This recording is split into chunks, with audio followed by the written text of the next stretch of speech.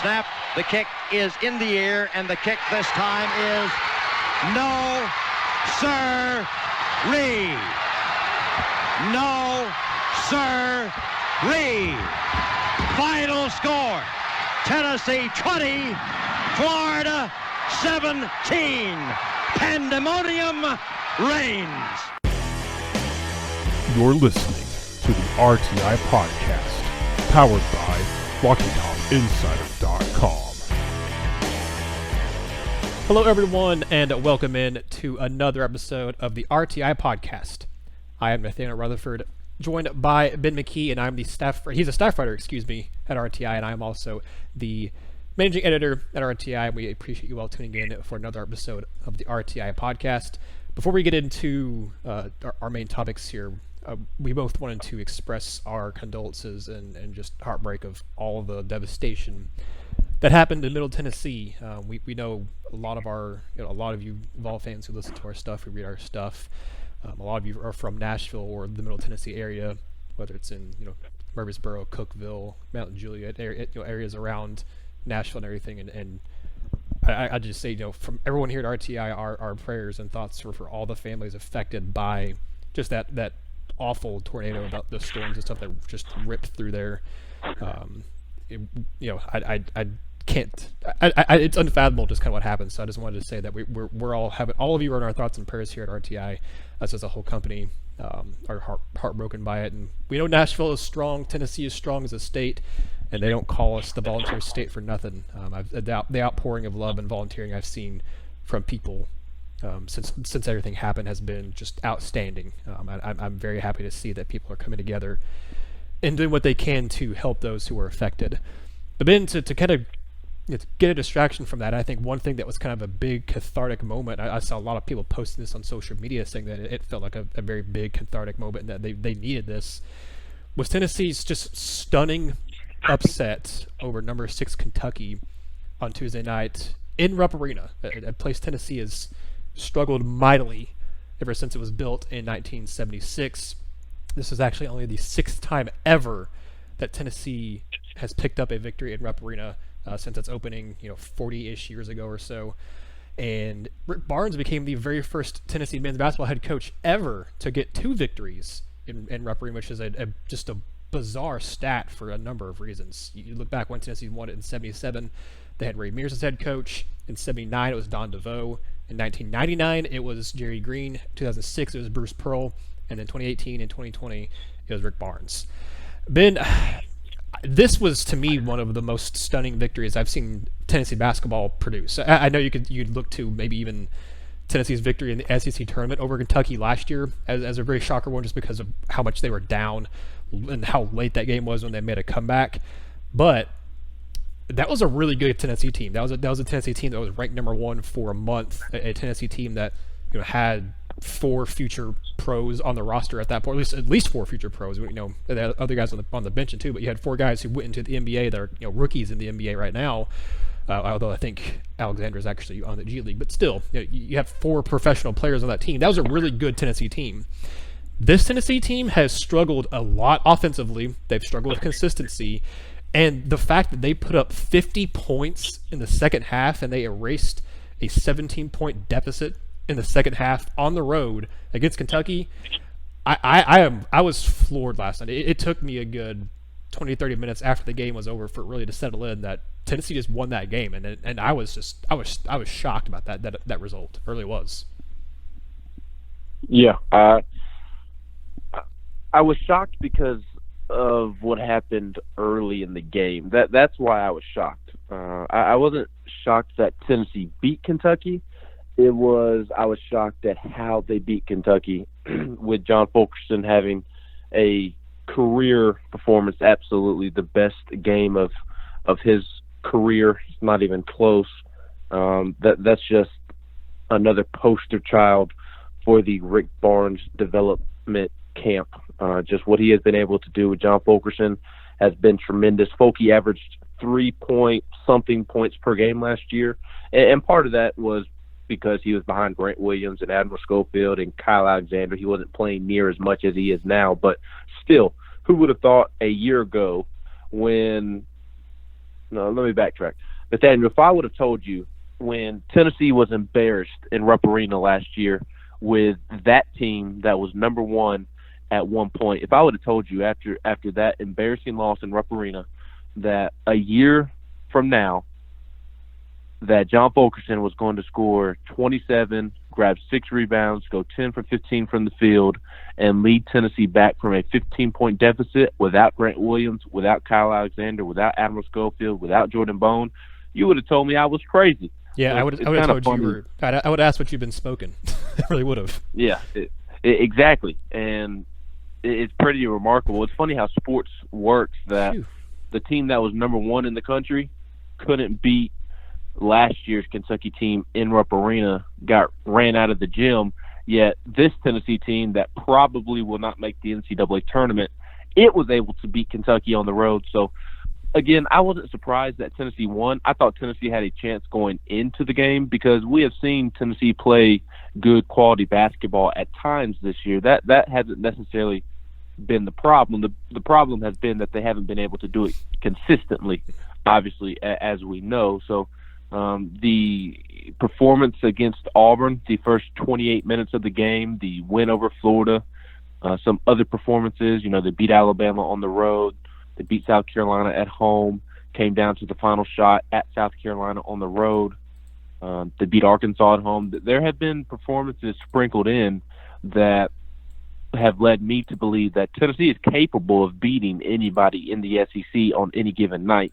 That doesn't mean that Tennessee is a top 4 team in the league, but they are capable of beating every single team in the SEC on any given night, and we saw that. So I wasn't necessarily shocked that Tennessee won last night, but I was shocked by how they did it. Just John Fulkerson's performance, Josiah-Jordan James's performance, coming back from 17 points, and it wasn't as if Tennessee was down by 17 early in the first half and then had all game to come back. They were down by 17 around the 15, 16-minute mark, if I remember correctly, and then came back. And going up against the referees, it being on the road, it was just a tremendous comeback. So that's how I was surprised, just by the way in which they came back and won the basketball game.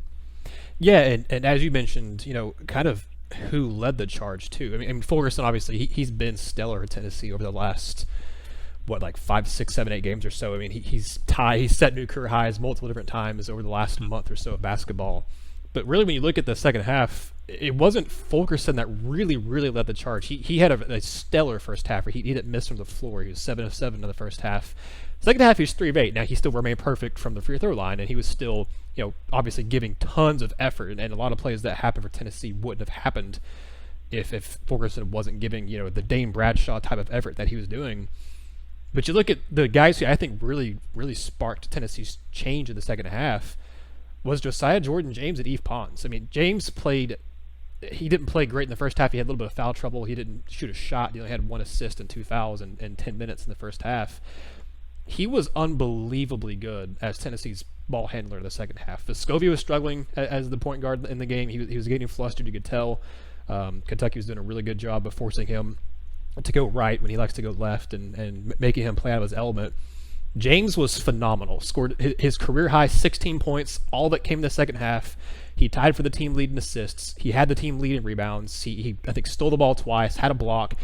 He is a guy that just absolutely fills up the stat sheet when he's healthy, and he's finally, over the last 2 games, he's playing up to his potential. He's playing the way that I think fans were expecting and hoping to see him play at the beginning of the season. And I think Barnes said it after the Florida game on Saturday that he thinks James is feeling the best he's felt all season. And it's looking like it. I mean, he has yet to really kind of play a complete game because he had a really good first half against Florida and kind of faded down the stretch in the second half. He didn't have a very good first half at all against Kentucky, but he had a very, very strong second half. So he's got to kind of put it all together for a full 40 minutes.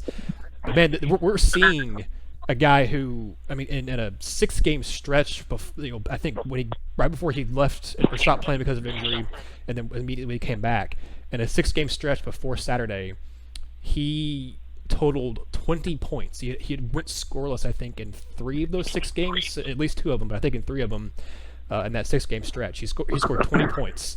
He scored 28 in the last 2 games. And you look at Yves Pons, who dumped in 12 of his 15 points in the second half. He had a good defensive showing. He had a few kind of head-scratching turnovers, but his offense, I mean, he was perfect from the three-point line. But in this team, that win was just who led the charge, how they did it was phenomenal to me. And now you mentioned there you don't think Tennessee's going to make the NCAA tournament. I am leaning towards not either, but I am curious what you think about this. Has this team finally, very, very late in the season, have they finally kind of turned a corner? Have they found something here? Have they finally gotten healthy at the right time? Have they found something? Because they've put together, we've seen Tennessee put together some good games, but they haven't, as you said, as we both said, they haven't been consistent. They haven't been able to put back-to-back good games or play really well for a couple weeks. They've now put together 2 back-to-back good games. Obviously, they almost collapsed against Florida, but they held on for that win. Has Tennessee found something? Are they, in your opinion, are they finally playing more up to their potential, or is this a sustainable product? Is more what I'm saying. Can Tennessee sustain this against Auburn and into the SEC tournament? Because if they do, they're definitely are going to make some things interesting on Selection Sunday. But I don't know how confident I am in this team's ability to make this sustainable, because that's been their biggest issue all season is the consistency. Yeah, that's a lot to unpack. I would start by saying, while I don't think that they will make the NCAA tournament, they do have a chance to make the NCAA tournament. And at this point in the season, and with the way the season has gone, that's all you can ask for. If Tennessee can find a way to beat Auburn, then they do head to Nashville with a chance to win 2 games. And if you win 2 games in Nashville after beating Auburn, you are probably in the NCAA tournament. I do believe that, and Joe Lunardi echoed that sentiment on social media following last night's events. So Tennessee does have a chance. It is just hard for me to believe, although they have played really well the last 2 games, that they're going to be able to pull off what would be a 5-game winning streak against what would be the 2 hottest teams in the league, which is Florida and Kentucky.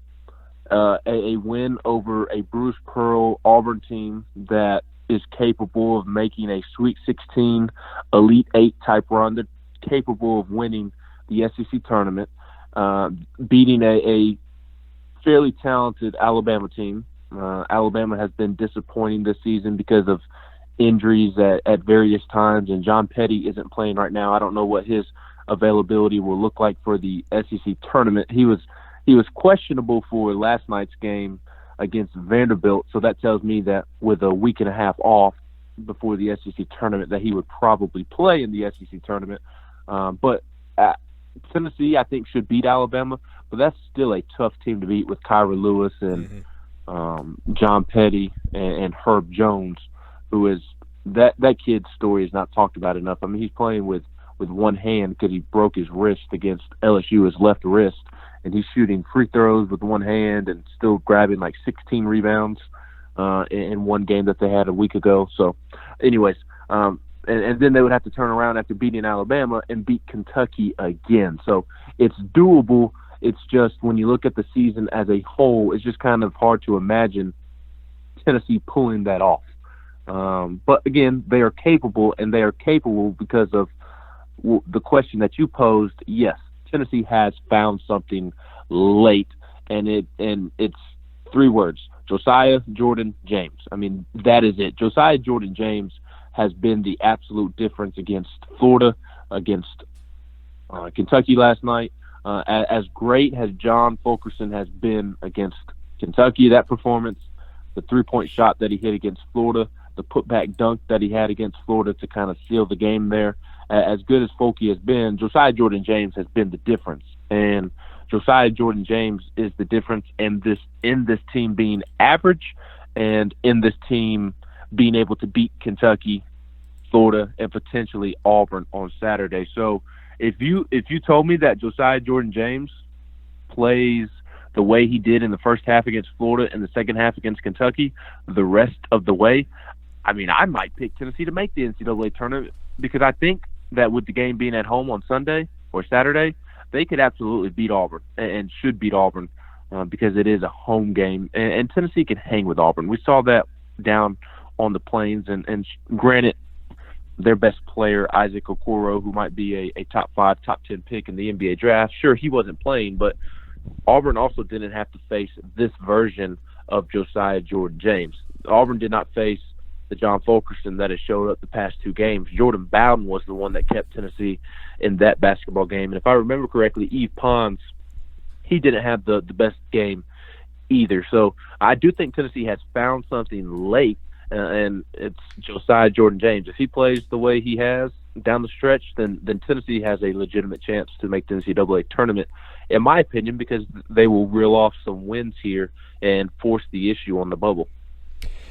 Yeah, I think you echoed something that Barnes has said. I think Barnes has basically said that when James is on, he's been the difference. I mean, you actually wrote about that, I believe, over the weekend, Ben, that quotes from what Barnes said after the Florida game, that when they're a different team when James is playing well, and the stats back that up. When James scores 10 or more points this season, counting these past 2 games he's done that, Tennessee is 7-3 on the year. When he scores 9 or fewer points, they're 8-8. So they are a much different team, a much better team when he's playing effectively, when he's getting more shots on offense, when he's the guy filling up the stat sheet and doing more than just rebounding and passing, when he's kind of doing everything like he was able to do in these last 2 games. I mean, he's a guy that he truly, when he's healthy, I think can average anywhere between 12 and 15 points, 6 to 8 rebounds, and 4 to 6 assists, and that is a rare combination to find. You're not going to see a guy who, on any given night, can lead the team either in assisting or rebounds, and then also be able to score 15, 16 points in a game too. So he is definitely the difference, and it's really going to depend on what he can do, if he can stay healthy, if he's really turned the corner or not. But yeah, like you said, if you're going to tell me that James is going to play the same he's played last 2 weeks or last 2 games against Auburn in the SEC tournament, Tennessee has a chance to not only make some noise, but like you said, I mean, they got a chance to win it all. This SEC tournament is going to be very wide open. Obviously, the bottom teams like Vanderbilt and whatnot, I'm not going to pick them to win. Missouri, Georgia, I doubt they'll make too much noise, but there's about 6 or 7 teams that you could make an argument for, in my opinion, that you could maybe convince me to say, yeah, they got a legit shot of winning this thing, because Kentucky they've won the regular season title, but they have been, they haven't been invincible. Obviously, Tennessee beat them, in a very, very big comeback fashion, but they've lost 5 games on the year. They lost to a horrible Evansville team at the beginning of this season. They were playing better as of late, but they were still, and they mentioned this on the broadcast on ESPN, one of the big knocks against Kentucky has been that, they haven't really been blowing out teams. They've been winning, yeah, and they were winning a lot there. I think they were like 12-2 in their last 14 games or something like that. But a lot of the games they've been playing have been close, and it's not like they've been blowing out, the teams they've been playing that are inferior to them. They've been kind of winning closer contests and beating some good teams here and there, beating Auburn and such, but it wasn't like they were dominating like people kind of thought they should be doing. So this SEC tournament is going to be interesting to watch and see what happens and how it unfolds. And I think it's very important that Tennessee can somehow get to at least the 6th seed and stay on the opposite side of the bracket from Kentucky, but also not have to face potentially Arkansas in their first round matchup. And then even if they beat them, which would be tough because Arkansas is playing a lot better now, they would be facing likely again Auburn in the second rounds if they did beat Arkansas. But if they get the 6th seed, it looks a lot better. You'd be playing the winner of the 11-14 matchup, which Tennessee should be able to beat whoever that is. And then if you win that, you're likely going to be facing LSU, which I think is a better matchup, but the way LSU is not played as well down the stretch for Tennessee than it would be playing Auburn or Kentucky in the tournament. So it's going to be interesting to see how it all shakes out. There's a lot of seeding to still be figured out between now and the start of the SEC tournament next week. Ben, we could talk a while about basketball. Now, I do want to mention baseball and give them a shout out here for a second, because Tennessee's baseball team is absolutely killing it right now. I think you tweeted out some of the stuff about where Tennessee's ranked. Before you go to the football, Ben, where all is Tennessee baseball ranked? I think you said they're number 11 in the inaugural, not inaugural, but the debut of the USA Today coaches poll for this season. I think they're now a top 20 team in all the polls, and they just absolutely destroyed Longwood on Tuesday night. It was a good Tuesday for Tennessee. I think they won 28-2 in Knoxville. So I don't know if you have that pulled up in front of you, Ben, but do you know kind of where the baseball team is currently ranked in different polls and stuff? Yeah, they are a consensus top 20 team. As you mentioned, USA Today, the coaches poll, which had them unranked to begin the season, and they put out their first poll of the season on Monday. And I kind of like that. You don't really see that in football or basketball, but the USA Today coaches poll in baseball waits a month until the first Monday in March before they put out their first poll. And I like that, because a team like Tennessee, who is overlooked because of the tradition of Tennessee baseball, who is a legitimate top 25 team, they're left out in the preseason, and now they are number 11 in their first poll. D1 baseball, they moved Tennessee up from number 24 to number 19. Perfect Game has them at number 17, which is up 2 spots. Collegiate Baseball has them at number 16, which is up 6 spots. The National College Baseball Writers Association has them up 8 spots. They actually do a top 30, and Tennessee is up to number 16 there. And then Baseball America, who we all know left Tennessee unranked last week for whatever ridiculous reason, Tennessee is ranked number 18. So they're as high as number 11 and as low as number 19, and all you need to know is that they are a consensus top 20 team. So they are playing terrific baseball right now. As you mentioned, they just completely destroyed Longwood last night, beat them by 26. Just a remarkable effort. I think that has a lot to do with Longwood being very bad, but and that has been the case with a lot of the non-conference opponents that Tennessee has played this beginning month of the season. But what I have continued to tell people is that I can tell that there's a difference in Tennessee baseball, because in the last couple of years, and more so the Dave Serrano era and the Tony Vitello inaugural campaign, so Vitello's first year, they were beating the Longwoods of the world, but they weren't beating them 28-2. It was more of a 10-0 or a 14-4. So they were still beating them down and winning by, 5, 7, 10 runs or so. But now that Tennessee baseball has taken the next step, now you are seeing ridiculous scores like you are with Longwood on Tuesday. How Tennessee did with George Washington over the weekend, outscoring them 24-4. So I think Tennessee baseball is legit. Tennessee fans are worried that Tennessee won't show up during SEC play, just because kind of the history of Tennessee baseball indicates that, well, they have a strong non-conference schedule in terms of they succeed during the non-conference schedule, and then they just kind of bottom out during SEC play. And I don't believe that is going to be the case with this team. I think they are legit. I think the pitching is top-notch, and that's what you need to be successful in SEC play. To be successful in this conference, you have to have power pitching, and Tennessee has that. And the most impressive part of Tennessee's start is that they are doing it without Garrett Crochet, Camden Sewell, and Jason Rackers. And those three are arguably Tennessee's 3 best pitchers. Jason Rackers is out for the year. He was dealing with several issues leading up to the season. He was dealing with mono, which because of mono, he wasn't going to be able to really even pick up a baseball until the beginning of SEC play. And then on top of having mono, he was having some arm issues. So they just went ahead and decided that dealing with both mono and the arm issues was just a little bit too much to deal with and try to bring him back from. So they decided to redshirt him, and he actually had Tommy John surgery 2 weeks ago, and he was supposed to be a weekend starter for Tennessee. So that is a big blow, but because of Tony Vitello, they have plenty of depth and plenty of talent to kind of make up for him. And then we all know Garrett Crochet has been out with left shoulder soreness, and if it were the postseason, then he would probably be pitching.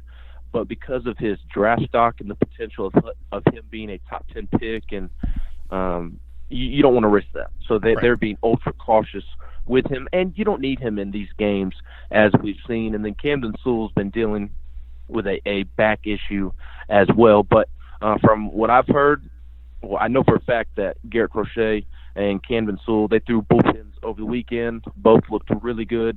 And there is a possibility that they could pitch as early as this weekend. I would bet on them pitching next weekend to start SEC play. more so Garrett Crochet, but from what I've heard, there's a possibility that they could throw this weekend as well. It probably would be in a limited role as expected. You're playing Wright State. You don't need to send them out there and have them throw 80 to 100 pitches, but if they can get out there on the mound before SEC play, get their arms some work, that would be a huge development for this baseball team to take that next step. But to wrap up my overall point, I think this baseball team is legit. I think that they won't fizzle out in SEC play. They have the pitching. It's only going to get better. They have the hitting. They play great defense. They are sound and fundamentally sound on the base paths as well. They're just a really good baseball team with a lot of talent, a lot of depth, and great coaching. So I will be surprised if they do fizzle out in SEC play. I think this team is legit. Yeah, really quick to follow up on that here. You and I were texting earlier in the week, and I said I think to me the biggest improvement I see from the Dave Serrano era to the Tony Vitello era now is those fundamentals you're talking about. Because Serrano had talent. You look at some of the guys that went to the MLB or got drafted off of Serrano's teams, and even some of the guys when Vitello first got here. It wasn't like the cupboard was bare. I mean, Serrano got some pretty good talented guys in here. I mean, I covered the baseball team last year as a college student for the Daily Beacon, and I've always obviously kept up with them ever since then too. But the biggest difference to me is the talent has increased some, yes, but the fundamentals have just increased tenfold. I mean, I can't count how many times I saw base running errors, fielding errors, just some really bad mental mistakes, and just very poor fundamentals from the Dave Serrano teams. But Vitello's teams are a lot better. I mean, you mentioned it. I think it was over the weekend. It might have been one of the games over the weekend where just some of the smart baseball plays that this team makes. I mean, they're talented and good enough to not have to do those things, but they are doing those things, and they're making smart base running decisions. They're making smart fielding decisions. I mean, they're making few errors mentally, and I think that is what separates this team from the last 4, 5, 6 years of Tennessee baseball. They're actually playing very good fundamental baseball. But we're gonna move on here to some football stuff because next week is the start of spring practices, Ben, and it's kind of hard to believe that we're almost already here for spring practices. I believe Pruitt is going to talk to the media on March 9th, and I believe the first practice day for Tennessee is March 10th. And then you have spring practice kind of in the middle, or spring break in the kind of middle of the practices, and then you have the orange and white game on April 18th. But Ben, there's a lot of storylines to kind of follow for this team heading into spring practices. You've obviously got a lot of position battles. You've got some guys who are going to be out, and some guys who maybe need to step up there. I'm curious what if you could pick a couple of storylines, what you would think, or what you're looking forward to kind of covering the most and seeing the most. Because to me, obviously, the big one that I think a lot of people are going to point to is what does Harrison Bailey look like? Can he compete for that starting job here in the spring with Jarrett Garantano, with Brian Maurer, JT Shrout? Kind of what happens there, and obviously you can throw in Jimmy Holiday in that mix. But I'll be kind of curious to see what he does. But I think obviously the biggest one is that one. What can Harrison Bailey do anything to affect the quarterback room, to affect that battle early on in spring? I know one I'm really looking forward to is what does Tennessee do at linebacker?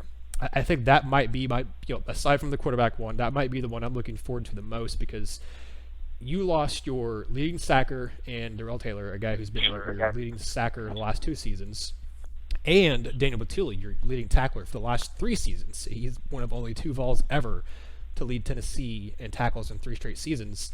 You lost both those guys, and Tennessee's linebacking unit last year was pretty low on depth as it is. This spring, I'm doing the previews we've been doing on RTITopinsider.com of our position previews. If y'all haven't checked those out, you definitely should. We go in depth in the positions and kind of give you, a preview, a primer of what to expect from them heading into spring. Tennessee actually has more scholarship quarterbacks than scholarship guys who project as inside linebackers this spring, Ben. That to me is, I was kind of just floored when I was looking at the depth. I mean, that happened obviously last year. You lost some guys to transfer and things like that, and a couple to injury and stuff. And now with Corberis Crouch, with him going to be sitting out the entire spring because of his injury and his recovery from the surgery he had, you don't have very many options. You have Henry To'oTo'o, and then who steps up? Can this be J.J. Peterson, it's now or never for him. That's a big storyline to me is can J.J. Peterson finally step into this role? Because he's got a perfect opportunity here with that void left by Dan Batuli, with a lot of guys with just kind of a lot of holes in general in the linebacking group. Can he step up and finally do something, finally make a name for himself before Tennessee welcomes in several linebackers in this 2020 class, headlined by Martavius French and Bryson Eason, that'll be interior guys. Although Eason could potentially move to defensive line because he's bulking up the way he is. But you're welcoming in several linebackers. You could also have the chance of maybe moving T. Hodge or Lincoln Whitehead over to inside linebacker too. But with Crouch being out, this is the perfect time for Peterson. I'm also going to be curious to see who steps up and takes that lead pass rushing spot. Darrell Taylor struggled with consistency, but when he was on, he was really good. Last year, Kevon Bennett had a kind of a breakout season and flashed some. DeAndre Jordan had some moments, but I don't know that either one of them's ready to really be that next guy. Can Roman Harrison make some noise there? Does Pruitt Company, do they move somebody around? Does Aaron Beasley, does he stay at linebacker? Does he move back to defensive back? Where does he go? I think to me, Henry To'oTo'o is the only guy we know for sure is going to be contributing in the linebacker spot for Tennessee this year. Everything else is up for grabs. Tennessee has 4 linebacker spots, and I only trust one of the linebackers right now. And I guess technically I would trust Crouch if he's there, but his injury worries me a little bit, and then he's obviously not going to be participating in spring at all, so that sucks for him, and it sucks for Tennessee's defense too. But I am very intrigued by what Tennessee is going to do with their linebackers this spring, because they have a lot of question marks to answer there. Yeah, and you and I are pretty much on the same page. The quarterback room will obviously be the first position that everybody watches, just to see if Harrison Bailey is ready to push Jarrett Guarantano. I think a lot of fans just automatically assume that because Harrison Bailey was viewed as a 5-star by one recruiting service, and because they are out on Jarrett Guarantano, that Harrison Bailey is just going to come in and run away with the job. But we don't know that to be fact. He very may well do that. He very may well not be ready as a freshman. We just do not know. Every freshman, 5-star, 4-star, 3-star, 2-star, 1-star, unranked, it doesn't matter. They all adapt to college football differently and at different paces. So that will be the one thing. That'll be the biggest thing that I watch throughout spring practice, is to see if Harrison Bailey is ready to push Jarrett Guarantano for that starting position over the summer and when fall practice begins in August. And even Jimmy Holiday, as you mentioned, his athleticism has been impressive as he has stepped foot on campus. And I think a lot of people over there in the football facility are excited to see kind of how he reacts to being in pads. So watching those two is something that I am excited for. And honestly, I'm excited to see Jarrett Guarantano in year 2 under Jim Chaney. I do think that there is a lot of room for improvement there, because I am banking on Jim Chaney's track record to help take Jarrett Guarantano to the next step. And I firmly believe that Tennessee is good quarterback play away from being legitimate SEC East title contenders, being legitimate contenders to make it to Atlanta out of the East. So it doesn't really matter who plays quarterback, as long as whoever that quarterback is succeeding, and that is obviously going to be the center of attention for the next 6, 7, 8 months leading up to the season. But after that, you mentioned the previews that we are writing for the site, and after doing the tight end preview today, I'll say that I think that is the position group with the biggest question mark on the team, even more so than linebacker, just because there's not a lot there. I like Austin Pope as a run blocker, but in terms of pass catching options, there is minimal stuff there. I don't even really know how to put it. There's just not a lot of options. I mean, Austin Pope came out of high school as a legitimate pass catching tight end, or a bigger bodied wide receiver, depending on how you looked at him. But because of injuries, because of Jim Chaney and Jeremy Pruitt's focus on the run game, he's been more so used as a run blocking tight end, and he has done a great job at it. He's been Tennessee's best run blocking tight end the past 2 seasons. Dominic Wood Anderson was not very good in run blocking, but Austin Pope needs to now step up in addition to being that run blocker and be a pass catcher. And I think he has the potential and the capability to do it, but now he has to go do it. And then you kind of look after that, Sean Brown and Jackson Lowe didn't generate a ton of buzz last season as freshmen as they redshirted. That's not to write them off or anything, but there is a lot to be desired there, as there is with Jacob Warren. Now, Jacob Warren was a great pass catcher in high school as well, and he needed to add weight, to add strength, and it appears that he has done that. But now, is he ready to be a productive tight end in Tennessee's offense? And then I think Princeton Fant is the X factor. He is athletic. He has bounced around from position to position. Can he come in now with kind of an opening and make plays in the spring to prove that he can be that number 2 tight end next to Austin Pope? He is one that struggles in the blocking phase of being a tight end, but he does have a lot of potential in terms of his athleticism, allowing him to make plays with the ball in his hand. So even when D. Beckwith arrives on campus, he is going to start out at wide receiver. So this is a pivotal month to 2 months for the Tennessee tight end room, and that is the position that I will be watching the most outside of the quarterback room for obvious reasons. And I agree with you on the linebacker room. That'll be one that I keep my eyes on as well. Yeah, I think the 3 kind of groups that have the most intrigue outside of quarterback will be tight end, linebacker, and receiver, because those kind of experience the most. I wouldn't say attrition, but kind of most turnover this offseason because of the guys leaving for the NFL and stuff. That's kind of hit those groups the hardest. But even then, you look at receiver, and Tennessee returns a lot of promising talent there with Josh Palmer, and we've heard a lot of good things about D'Angelo Gibbs behind the scenes. Ramel Keaton showed some good flashes as a freshman last year as well.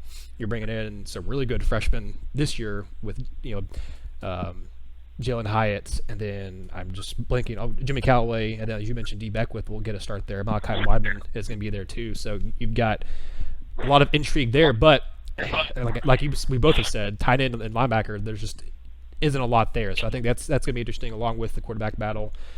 To kind of round out the podcast here, and once again looking ahead to spring practices, I'm going to be doing a piece at some point this week or this weekend that's going to be looking at kind of either the 5 or 10 players who need to have a big spring the most. Which players on Tennessee's roster really need that's important for them to have a good, strong month of practices here in the spring.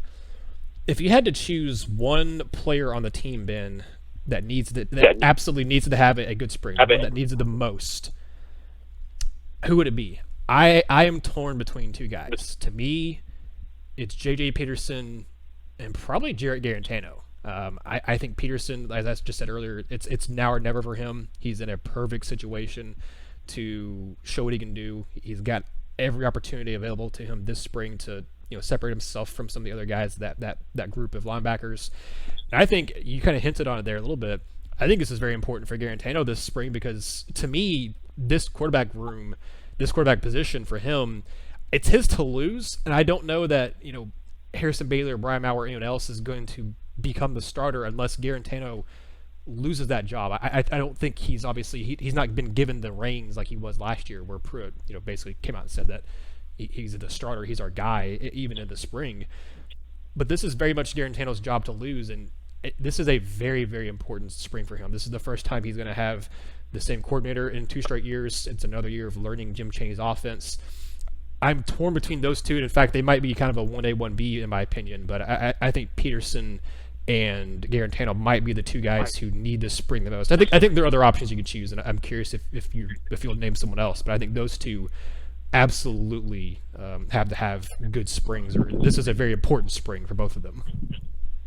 I definitely think it is Jarrett Garantano. I think he is the easy answer just because of the nature of the position that he plays, and now he has a 5-star quarterback on campus, and we all know how that is going to go. I mean, JG was that quarterback arriving on campus when Dobbs was a senior and when Dormady was a sophomore. So we understand the hype that goes with that and the hope that maybe they can play early if the person in front of them is not performing well. So I do think it is easily Jarrett Guarantano.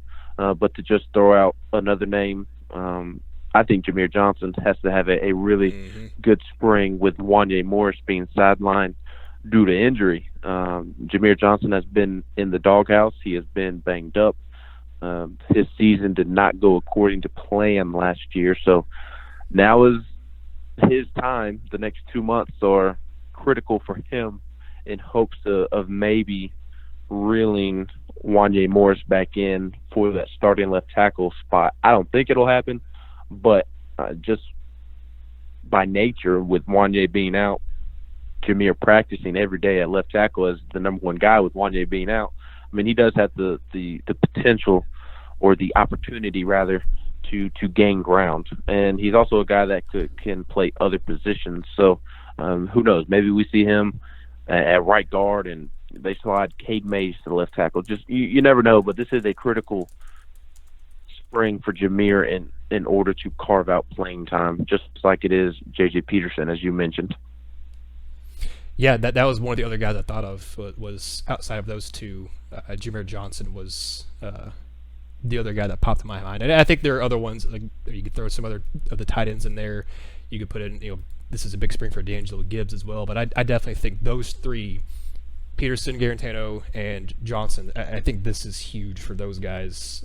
And it's put up or shut up time for Peterson, and it might as well be put up or shut up time for Jameer Johnson too, with the fact that you've got two young guys ahead of you on the tackle spots. You've got Cade Mays coming in, and then obviously Smith and Kennedy have those two spots nailed down. There's not a whole lot there to fight for, so him and Kayron Calvert are going to be two guys to keep an eye on the offensive line as well. But that'll do it here for this episode of the RTI Podcast. Kind of hit everything going on except for Lady Vols. That's the only thing we didn't really talk about, and they're going to be playing later this week actually for the SEC tournament.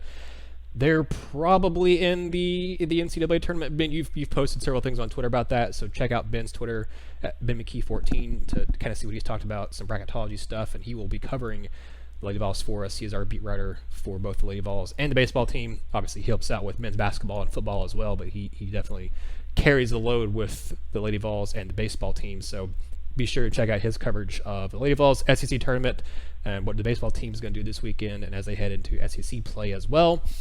But thank you all so much for listening. And again, as we said at the top of the show, our condolences and our hearts go out to everyone affected in Nashville, affected in Cookeville, Mount Juliet, everywhere in the Middle Tennessee area who were hit by the tornado and the storms. Our hearts go out to all of you.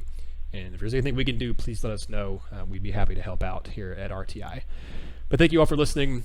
This episode of the RTI Podcast, it would not be possible without you guys. None of the episodes would be possible without you guys. If you want to find out how to listen, if this is your first time listening, you can find us on Apple Podcasts. If you have an Android device, you can find us on whatever podcaster app you use there. We're on YouTube as well. That's the way a lot of you listen. We're Rocky Top Insider on YouTube. Subscribe to us there, and you can watch/listen to the podcast that way and interact with it. Leave comments on there as well. RockyTopInsider.com is the website. You can click on the podcast tab and listen to it from that page or download it from there as well.